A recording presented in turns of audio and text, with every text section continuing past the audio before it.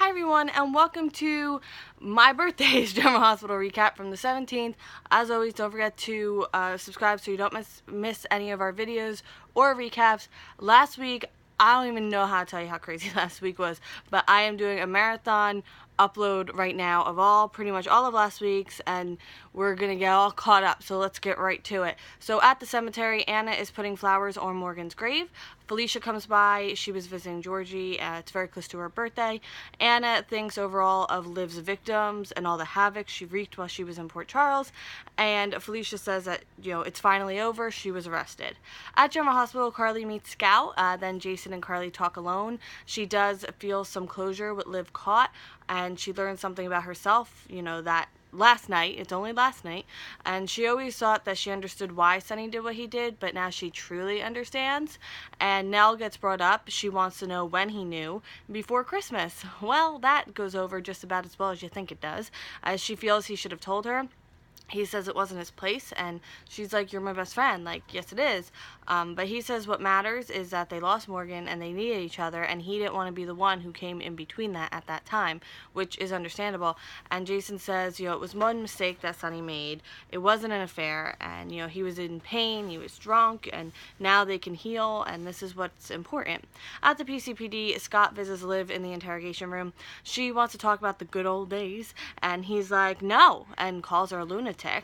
He wasn't heartbroken when she was shot in the courtroom back in the day, and she's convinced she's not going to jail, and he's like, yeah, okay, good luck with that.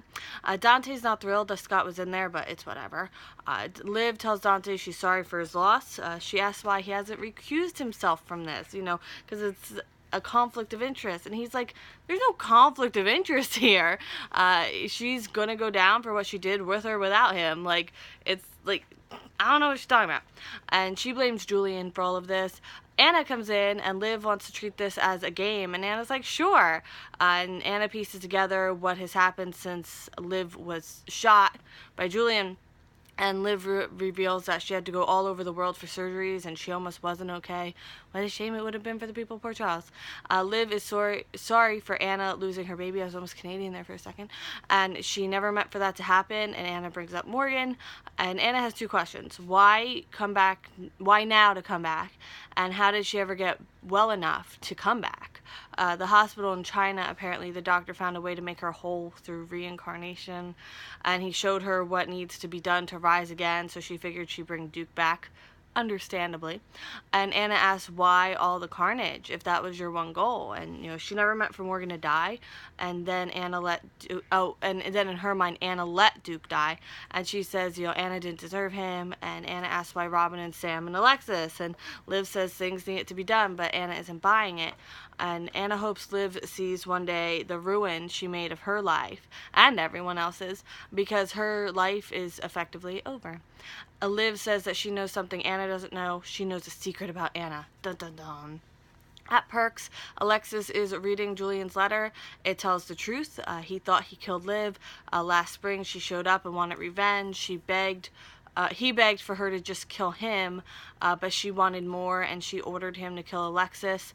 He said she was threatening to kill Sam and Lucas if he didn't do it, and then kill her anyway. So his plan was to let her go at the pier and then make it look like he drowned himself.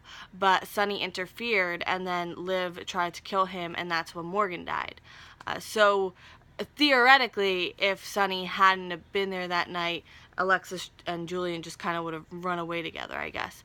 But then Liv needed his help, and then she gained access to Alexis, and he was determined to stop her. And he never stopped loving her, Alexis, not Liv. And he knows how much damage he did to her, though, and he knows that she's better off without him, and he wants her to be happy. He loves her more than anything. Goodbye. And she loves him too. And now good Olivia sits down with Alexis, and they talk about Alexis's experience. She says it's possible she's been wrong about a lot of things, especially Julian. Olivia reads the letter. Alexis wants her take on it. Olivia thinks yes, he did truly love Alexis, and she also says that she told Julian she would never let him see Leo, and he protested but never acted on it. So she thought that was a little strange, and she thinks maybe there was some way he could have Alexis thinks maybe there's some way he could have warned her. Could Liv have been listening the whole time? Couldn't he have just taken her aside and been like, hey, something's up? But Olivia says ultimately it's up to Alexis. Will she give him the benefit of the doubt or not? Olivia says she could never forgive him, but there would always be love just in case the letter is true, but no forgiveness. At Sunny's, Ava barges into Sunny's. She's upset about Julian and takes it out on him. She wants him to admit that he's wrong, and he won't because he doesn't feel he was wrong. So Sunny blames Julian equally to Liv for Morgan's death, and Ava still stands up for him and calls herself a victim too, and then that she had nothing to do with Morgan's death, and he says we both know that's not true. He wants to go over what she said in the gallery about things not meaning to go that far. What was she talking about? What did she do to Morgan? So she avoids. She doesn't remember saying that. What are you talking about? She deflects on how he should be in prison, and then he brings up Connie, and she's leaving. He knows something's up. It's about leaving wrong. It's like leaving. I'm like, what are you talking about? So she calls Scott and needs to see him right away. So Dante comes over. They talk about Liv, what she said. Sunny's trusting Dante that the law will handle her, and Dante, I think, is kind of skeptical on that. So Sunny says that she's gonna die and it won't be connected to him, and Dante wants him to really just leave her alone. Maybe it's a sign for him to finally get out. But he won't discuss that. He says he's here as his son, and Sunny says someone will take his place. Like, it's better that he's here, And then Carly and the split gets brought up. Sunny wants to talk about the custody hearing, though. Diane's bill was extremely low for Dante, and he thanks Sunny knowing that he took care of it. Diane did do her best, and he doesn't think Lulu should have gone for sole custody, but he still supported her because he's a good person. So Sunny says that if they need help with Valentine, just ask. Wink, wink, nudge, nudge. In the alley, Ava meets Scott. He wants to talk about Liv, but she wants to talk about something else right now, about Sunny, because she slipped up. She tells about the conversation and saying something she shouldn't have, and now Sunny called her out on it. Lucy still has the bottle, and he's like, yeah, but I switched with placebos. But Ava's like, but he could still figure it out. Like, that bottle needs to disappear, because how did that bottle wind up with Lucy? So Scott thinks that she's mad at herself and that she switched the pills out. And she does, but she doesn't want to die for it. I think that made sense. Now, end scene. So Dante asks Sunny to stay away from Valentine. Dante's focused on his family and tells Sunny to do the same. Jason's hanging with Scout again. He promises he won't let anything happen to their family.